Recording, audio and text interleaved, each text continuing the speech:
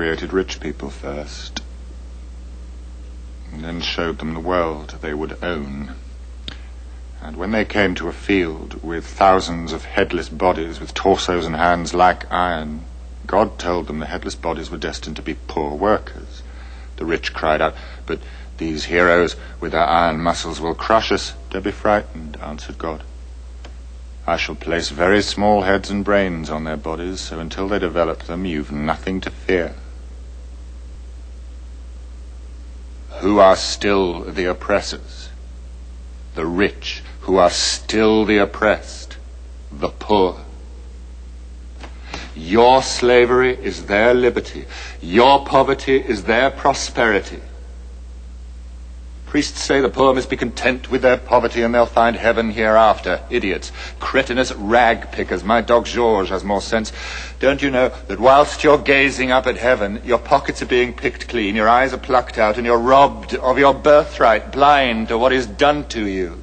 Christ's priests seized mankind in its cradle and broke the bad news, saying, "You shapeless stench, you can never be anything but filthy. Your only chance of winning a pardon for being so filthy is if you bow low in perfect humility in the face of all the afflictions, sorrows, and injustices heaped upon you. You're poor, and you stay poor. That is how it is meant to be. Life is a bitter ordeal. Don't speak out. Just try and save your worthless soul. You won't be able to, but you'll give us less trouble by trying. And when the time comes for you to die croaking, the darkness will be as hard to bear as the daylight ever was." Oh.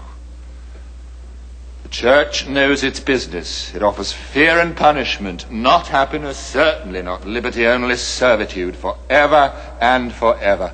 Religion is a liar and a cheat. Yet still you hunger for it. That's why you've sent for me. Jacques Roux, Mad Jacques, Red Roux, preacher of the poor, sower of sedition, subverter of all laws, a priest who saw the light of reason and now proclaims fellowship with all who live in dark dens and desolate places. It's fitting that I should preach perhaps my last sermon in a ruined church in the parish of St. Nicholas, Summer's End. I go before the tribunal tomorrow charged with revolutionary excess. Now I am, it seems, too revolutionary for the revolution, and so it begins. When power rested in one man, King Louis, all sorts complained of oppression, and the nobility, middle and moneyed men called on the poor to help. Together we lopped off that top branch of tyranny, but the tree still stands and spreads. New branches hide the sun of freedom from the poor. The Revolutionary Tribunal is one such. I don't recognize its authority to judge me. Only the poor of St. Nicholas can do that. I come here to lay the rags and tatters of my life before my peers. Habits are hard to break, citizens. I come to confess me. Hear my confession. Do not forgive me, Father, for I have not sinned. My own father had 12 children, and as I was the cleverest, he rid himself of me by sending me to school at the Angoulême Seminary. At 15, I was ordained a priest when I knew even less about God than I know now. There was a priest on every dunghill. The scummier they were, the more they sprouted. But I stayed on and became professor of philosophy, teaching students to bear with fortitude the misfortunes of others. Like religion, philosophy solves the problems of the past and the future, never the present. In 79, the Angoulême students rioted over the agony they saw around them and killed a cook by accident. As a suspect teacher with ideas, I was arrested and imprisoned, though I had nothing to do with the incident. A month or so later, I was released. No trial, no inquiry. Authority had decreed it, and I had no say in the matter whether I was to be free or in chains. This is how fires are kindled. Afterwards, I spent 4 years in the chair of experimental medicine at Angoulême, but medicine proved equally useless. Physicians know even less than philosophers and priests gangrened together. They lie. They all lie. Isn't that so, Georges? You tell him. I've grown hoarse in the telling. In 89, I was given this poor parish of St. Nicholas. And I was born into the real world of starvation and misery, and I saw the horror and the hope, too, for the revolution burst over us, smashed the clamps that held us down, and swept us up with its transforming power. We opened a book we'd never read, and on the first page was the word liberty.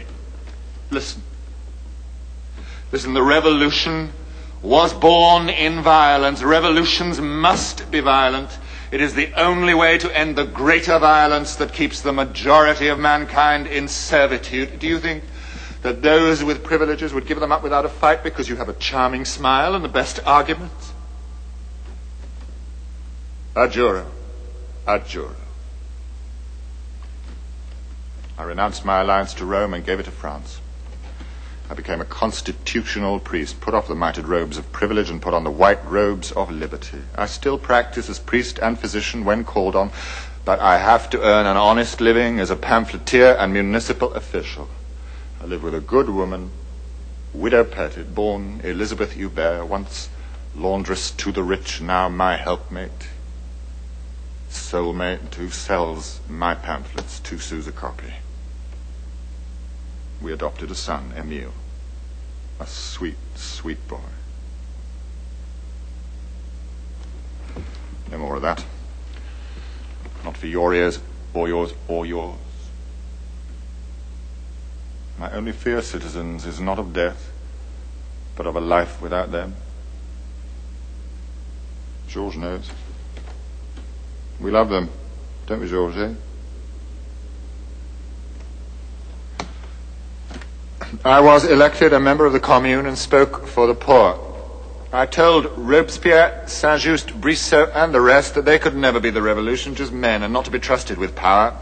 Anyone with authority becomes an oppressor, a parasitic coat of filth on the hide of the common people. Between those who command and those who obey, there is only hate. Does it follow that I reject all authority? No, but I always keep my hat on in its presence. In the matter of bread, I consult a baker. In the matter of boots, a bootmaker. A house, a builder. For special knowledge, I apply to a specialist. But I don't allow the baker, the bootmaker, or the builder to impose their authority over me. I listen to them with the respect they merit, if any, but I keep the right to judge, criticize, and censure. Why should we treat politicians of whatever stripe, royal or revolutionary, any different? I listen to King Louis, Mirabeau, Lafayette, the same way I listen to the baker and the bootmaker. Don't be fooled by those who set themselves above you. Always look at the bill they are presenting. You have to pay it. And criticize me, too. People thought Citizen Marat and I were enemies because we were forever attacking each other. He called me an extremist. This from a man who declared 300,000 heads weren't enough. But we were never enemies, just revolutionaries doing our duty. Neither of us were popular with the legislators, but it's not my purpose to be popular. I'm here to sting. To stop me stinging, the Assembly hired me to write the report of the King's execution. We didn't do that well, but you'll not squeeze one tear from my eye over the fate of a royal fool and his followers who talked of honor and died without it. To the boneyard with the whole crew, the rich will gobble up, tra-lee, tra-la, tra-lie, with truffles in the rump and oysters on each eye. I love the harp. That's how men and women should die. To the sound of harps. They're so precious. King Louis died to the sound of drums. As the recording officer, I went with Citizen Santerre to the Temple prison to escort the king to the place of execution. Santerre brought a carriage and a guard of honor for the occasion. We drove through streets lined with citizens. There had 3 executioners waiting, 3 and 18 drummers. What extravagances, just to kill one man. The knife fell, Louis's head fell with it. The crowd shouted, "Long live the Republic," and then I saw Citizen Santerre and the other revolutionary officials dipping their handkerchiefs in the king's blood. I wrote it all up in my report, but I was the only one who seemed disgusted by the whole spectacle. Invading armies were about to overwhelm Paris. There was civil strife in the Vendée, rebellions in Lyon and Bordeaux, and good men and women were dying everywhere, defending the revolution, even as the traitorous Louis was dying on the scaffold. But the good and the true had no carriages, no 18 drummers and 3 executioners. A Prussian sword in the belly, an English bullet in the chest, and falling face down in the mud was their end. That's how ordinary people die. Meanly. Without harps or even drums to play them out. But Louis, that useless toe rag of a man, goes in style, his anemic blood gathered up as something precious. A month later, remember, I led the attack on the Paris food merchants. I'm proud of that attack. Those in power condemn me for it, so I know it must have been right. We ask only for food, a home, a little ease, no more crying in the streets, bread, bread, for God's sake. We were at war. And so we accepted such hardships if they were equally shared, but they weren't. We were dying because of filthy bourgeois graft and greed.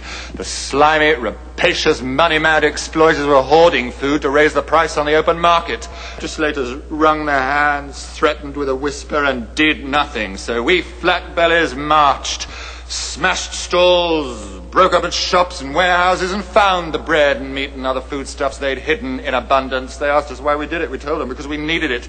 Citizen Marat said we should kill every merchant in sight. We made do with a few scores strung up in front of their own shops to encourage the others. And it did. The next morning the food markets were filled again with fruit and vegetables, bread and meat. Like Jesus, we had performed the miracle of the loaves and fishes. We must appropriate the land and money from the rich who have it in excess and give it to those who need it and live in want. The only way to defend and save the revolution is by pushing it as far as it'll go and then further, and that's never far enough for me.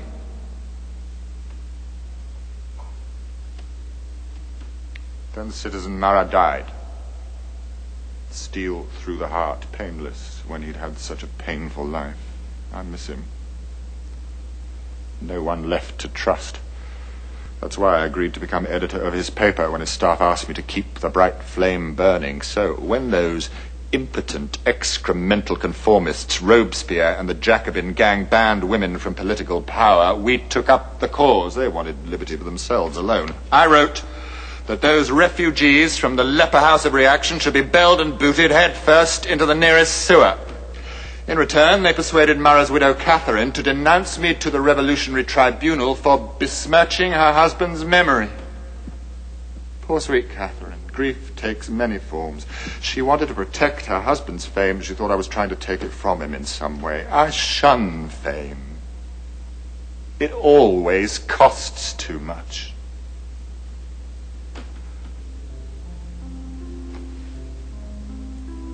Late last night, I went walking through the streets of Paris with Georges. Just the two of us. Georges padding beside me, sniffing every post and doorway, and me smoking my pipe. No. There's nothing better. Making love, perhaps. Or making a revolution. But with a revolution, you have to be right. It was a clear night. And empty streets, and as we passed St. Nicholas's church, something strange happened. I was walking, but suddenly I couldn't hear my own footsteps. Not one. Silence. I was a dead man walking. No more of that. Tomorrow, before the tribunal of mumblers, I shall make no attempt to defend myself. That doesn't mean to say I'll stay silent. Never that. I'll do what I was born to do. Attack. If the verdict of that bunch of rotting fish heads goes against me, I die like friend Marat, though struck down by a better hand. My own.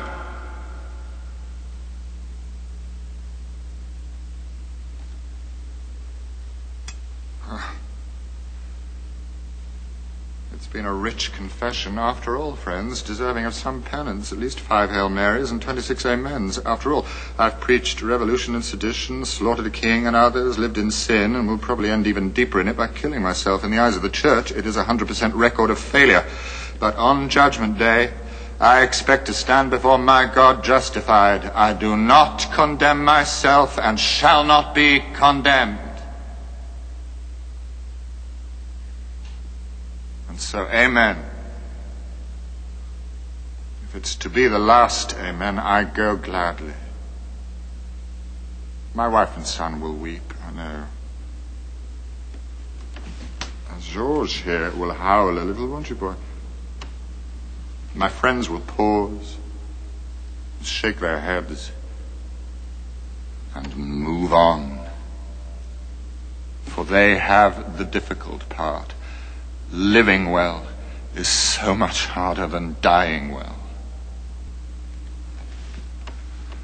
I have tried to help create a people who are skeptical, rational, critical, not easily fooled or impressed. In a word, a free people, ungovernable. It's a dream, of course, but I've been lucky to have lived through times that made the dream seem possible, when just for a moment we stopped being me and mine, you and yours, us and them, and saw ourselves instead as equals in our common humanity.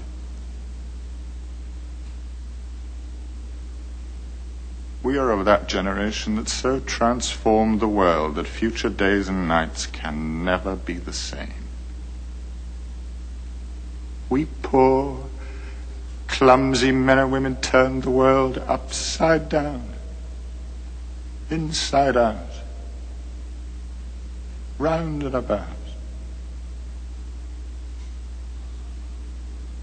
One last word from my last sermon. The revolution isn't complete, hardly begun. Defend it. Don't sit back. Act. Without action, no life. Without life, no perfection. Without perfection, no eternal peace and freedom. For God is an active power, and we do his work in fighting the great battles. Light against darkness, love against selfishness, revolution against reaction, life against death.